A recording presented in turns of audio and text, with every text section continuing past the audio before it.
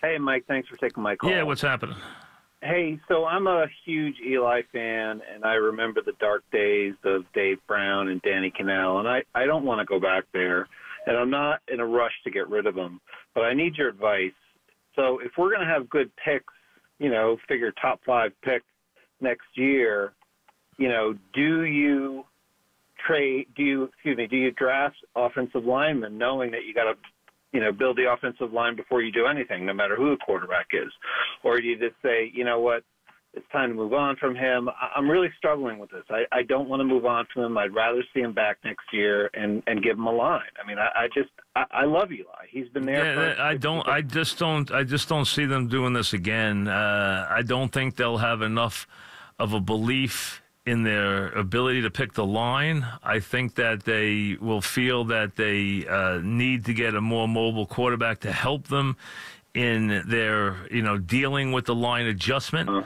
I just figure that they feel they need to go to a wholesale approach now. Is the way I see it. I mean, that's basically the way I see it now. So from that standpoint, again, you could be right.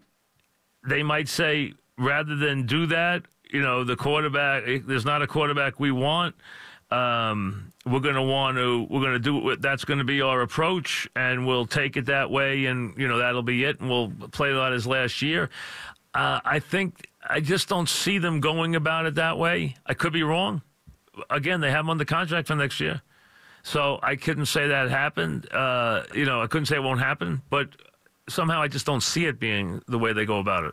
Chris in Ocean, what's up, Chris? Hey, Mike, thanks for taking me. Yeah. When you're talking about being at the tippy top of the draft, which the Giants will be again, it's possible that you have a guy who's rated so highly that you just have to take him, regardless of position. It happened with Saquon last year. And you pass on quarterbacks. Well, that's not what happened last year. They had a quarterback. That's why they didn't do it. There were plenty of quarterbacks, including a guy that I thought that, and I had heard that they liked in Sam Darnold. They could have easily taken a quarterback, but they had a quarterback. They weren't ready to take a quarterback. Now, if they're going to draft a quarterback and there's one there they like, well, then they've made their move. But if there's not a guy are you hearing a lot about Nick Bosa? I mean, if they have him rated so highly that they have to take him. You see again, if they need a quarterback and they have a guy that they think is a franchise quarterback, they're going to select him. Quarterbacks go first. What if they think Nick Bosa's a Hall of Famer? Because remember, Gettleman said they thought Saquon's a Hall of Famer. But that's not why they did that. You're right. They didn't. They went in there with the mindset that they had a quarterback, that they were not looking for a quarterback. If they are looking for a quarterback, if they are yeah, but he's only 1 year now. That's it. If they're back there next year, they have to take a quarterback if they like one. They have to. They have to take a franchise quarterback. It's imperative. You cannot win otherwise. I understand you're going to say, well, I'm going to take Nick Bosa. Well, fine. Except, you know what? You're still going to have to go wait another year. And what are you going to do? Next year, you're going to try to win. So what are you going to do? You're going to bring in a journeyman and then have Bosa and have Barkley and win 8 games. And you know what? You'll be winning 8 games for the rest of your life as you try to find a quarterback. The line anyway. They still have to rebuild the line They do, but, you've got to try to get your hands. The quest is always to try to get your hands on your next quarterback that can win you a Super Bowl. That's the idea. It's always the idea. But they thought if they brought in Barkley and rebuilt the line, they could take a run at it this year with a guy who's already won 2 Super Bowls. They didn't rebuild the line. They did a terrible job. That's what it came down to. You see, the thing with Eli where I differ from people is, if they had guys who could block, Eli showed you he can deliver the ball. It's not like he can't. He can. But they can't block anything. And they can't get to what we were hoping for, which was second and short and play action and stuff like that. We haven't seen that all year because they can't block anything. But if they go back there next year and they're at the top of the draft again, if they like a quarterback, if they don't like one, that's a different story. And they want to take Bosa, then take them. But if they do that, then where are they getting their quarterback from? They expect to go back there the next year and get the Alabama kid? So you're going to be down there 3 years in a row? Boy, that's a tough sell for the Giant fans. Kevin in Connecticut. What's up, Kevin? Little baseball statement. Yeah. Sanchez to Miami, straight up for the catcher. If they can swing it, I would take it. They wouldn't take him. Who wouldn't take it? They wouldn't take him. Who? Jeter wouldn't take him. Why not? Because he's close enough now to big money, and Jeter knows too much about him. There's no way he'd take him. Well, we got to find a way to get rid of Sanchez. Oh yeah, you're going to dump him on Derek Jeter. That's real. Yeah, he's going to be the bumpkin. They're going to dump him on. You think he's no good. You think that he's not going to work hard. Yeah, and you can't get rid of him, and you're going to trade him for an all-star catcher, Henry Almuto. What do you think? Do you think Jeter just got off the truck? I mean, come on. Jeter's going to get forced to trade Real Muto. He's going to want a truckload of prospects for him. And he's not going to want prospects who are a year away from making big money. Wilson in Roxbury. What's up, Wilson? Hey, Mikey, how are you? Good. What's up, Mikey? Listen, there's no way that they can sell to the fans another three-win team next year. No way. Well, they're not trying to be a 3-win team, obviously. But listen, I can give you 6 teams next year that they're going to need a quarterback. So this is not the NBA. You can't keep tanking. So nobody's tanking. No, I know. I'm just saying if they want this Alabama kid, because I think Eli. Well, no, listen. Listen, the Giants are not thinking about winning one game next year. That's not happening. No, I know, but I'm saying no. I think they should bring Eli back next year, but they're not going to because of the media and everything. Okay. I think that'll be very hard to do.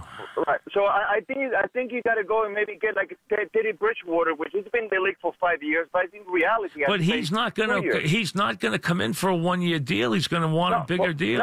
No, you can't. No, you got to give him a. But if you make him your quarterback, you don't know that he can take you anywhere. Though he's never proven that.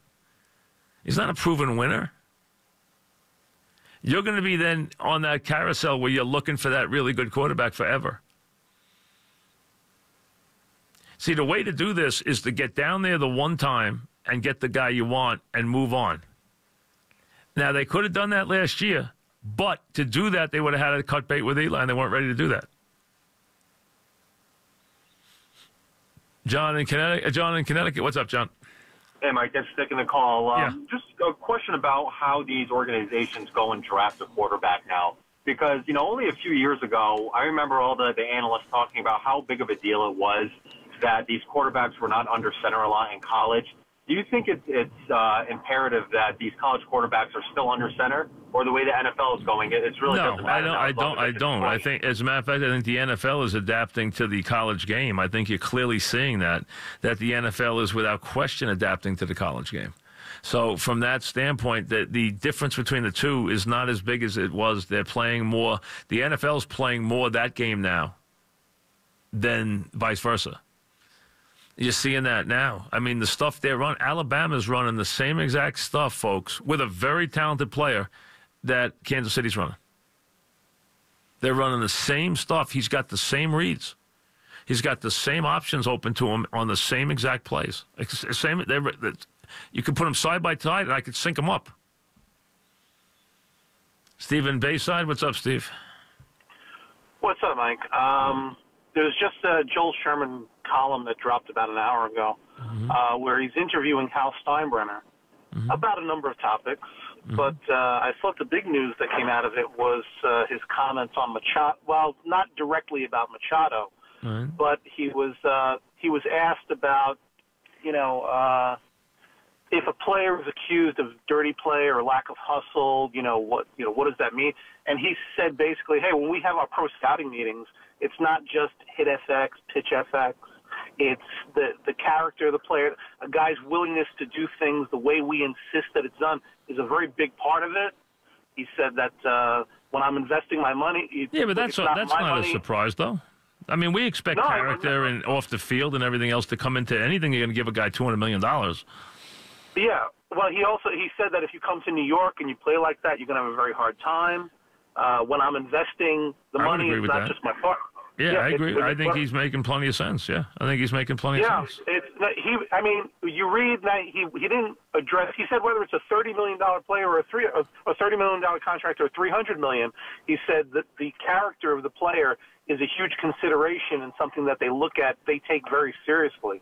I mean, you read the article, and it sounds very clear to me that they are not in on Machado at all. Well, right now, I don't know if you're going to find anybody who is going to admit to being in on Machado right now. That's the thing. After just what he just Could be did, posturing, but listen, I think Machado's market is going to be one he's going to have to recreate. I mean, here's a guy who wouldn't run out the ball in the World Series. I mean, I wouldn't go near him. The Dodgers supposedly aren't going anywhere near him.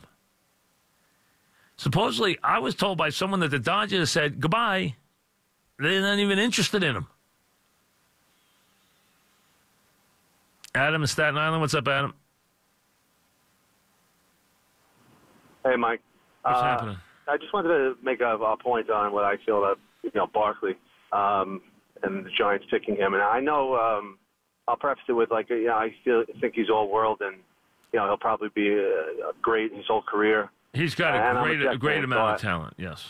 Right, and I'm a Jet fan, so I'm thrilled with what they did. But I really feel like, even if they weren't ready to cut bait with Eli, at the very worst, right now they'd be looking at a scenario with would they be ready to put in a Donald now? But you're missing the point. How was that going to make them be better this year? No, it wouldn't be. But well, they weren't going to do that. They weren't going to. They see, but that was my point about the whole thing. You either had to get rid of Eli and draft the quarterback or not take the quarterback. Having two quarterbacks doesn't help anybody. It doesn't help Eli. How does that help Eli? Right now, I look at it like, nothing is really helping Eli. And but how was that going to? But that wasn't their plan. Their plan was to win this year with Eli. That was their plan. No, I understand that. Well, they were giving Eli an enormous weapon. That they knew that if they fixed the offensive line, they would be really a tremendous offense. And what they did was they whiffed on the offensive line.